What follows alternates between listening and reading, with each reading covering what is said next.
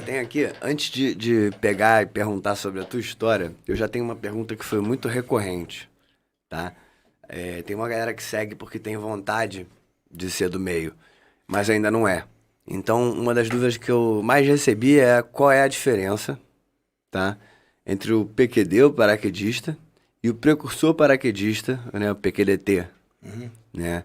E tu sabe explicar isso aí pra galera? Claro, pô, lógico. Bom, é muito simples de entender. Isso é um caminho de evolução, um caminho de evolução. Para que a gente possa entrar na brigada paraquedista, né? Você vai entrar na brigada paraquedista, você tem que ser voluntário ao Exército Brasileiro. Então, quando tu vai se alistar lá, alistar como soldado, se alista normalmente, você vai até um quartel, lá um quartel militar, você vai na junta militar. Na minha época era assim, você ia até uma junta, hoje é pela internet. E o cara chegava lá no primeiro contato que ele tinha com aqueles soldados no Exército, chegava o primeiro contato, eles perguntavam, quem aqui quer ser paraquedista? Tinha geralmente... Eu lembro disso, Exatamente. Chegava 2 paraquedistas, beleza. E aí você fazia uma pequena prova lá, algumas coisas físicas, e ele se você passasse ali naquele imediato, você era carimbado para ir até um quartel paraquedista. Chegando num quartel paraquedista, você vai fazer mais provas, aquela coisa toda, mais seleções, até que você vai ser direcionado para um quartel paraquedista, e naquele ano que você foi determinado, você vai servir e vai fazer a sua formação paraquedista básica, que é uma formação de soldado, junto com o estágio de paraquedista de combate. Que aí você vai saltar do avião, tantos saltos, aquela coisa até de 4 a 5 saltos, dependendo vamos dizer, da formação, uns 4 saltos. E aí você faz tudo que tem que ser feito, passa pela área de estágio, e aí você se formou paraquedista.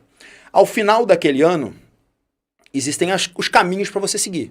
Ou você fica naquele batalhão como um paraquedista, né, que é um soldado paraquedista, ou você vai para algumas áreas de especialização. Na nossa época, lá atrás, você tinha 2 caminhos. Ou você ia para os precursores, ou você ia para os comandos. E existia essas 2 maneiras. Os comandos eram aqui no Camboatá, ali do lado da Avenida Brasil.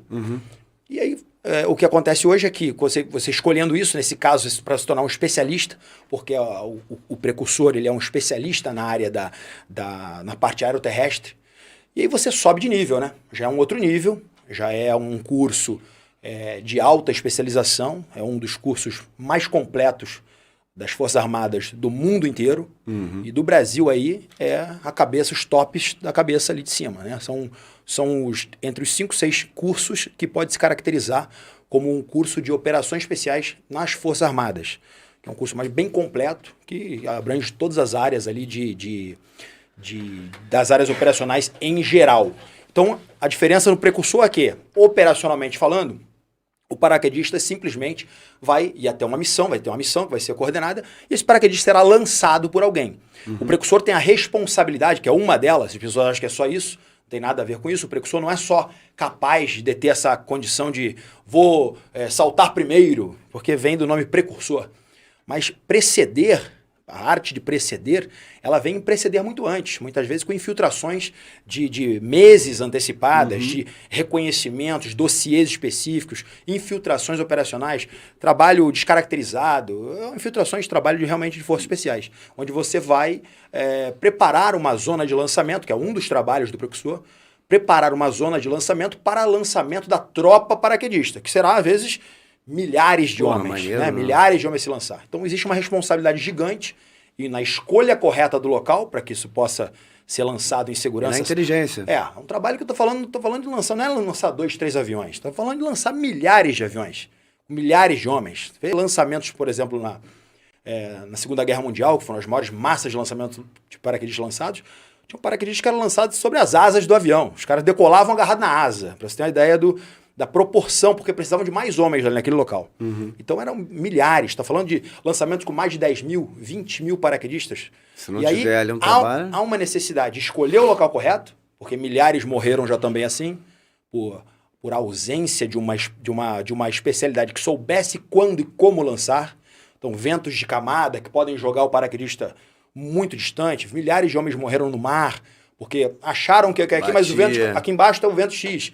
Mas lá em cima tem um vento de camada com velocidades variáveis e direções diferentes que podem jogar você ali, às vezes até, vamos dizer, vários metros fora daquilo ali e você pode morrer.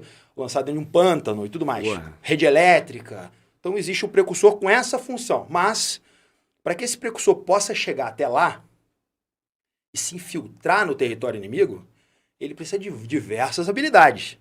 Primeiro, ele não pode ser lançado próximo a essa área, né? Sim, ele vai ser lançado muito fora dessa área, né? Muitas vezes por salto livre operacional de grande altitude, que é uma especialidade precursora também, onde o precursor, vamos dizer assim, eu até brinco, falo assim, o precursor aqui é o rei, porque nessa área, assim como no GRUMEC, as operações subaquáticas, ele é o rei, o precursor na área da parte de operações aéreas, ele é o rei. Então, tem até uma frase que a gente que é cunhada lá, que é: antes, se você quiser conhecer a história das operações especiais aeroterrestres, você tem que conhecer antes a história dos precursores. Não tem como isso... E essa especialidade muito abrangente, porque para se infiltrar o elemento tem que ser bom em tudo. Montanha, mar, selva e céu. Pelo que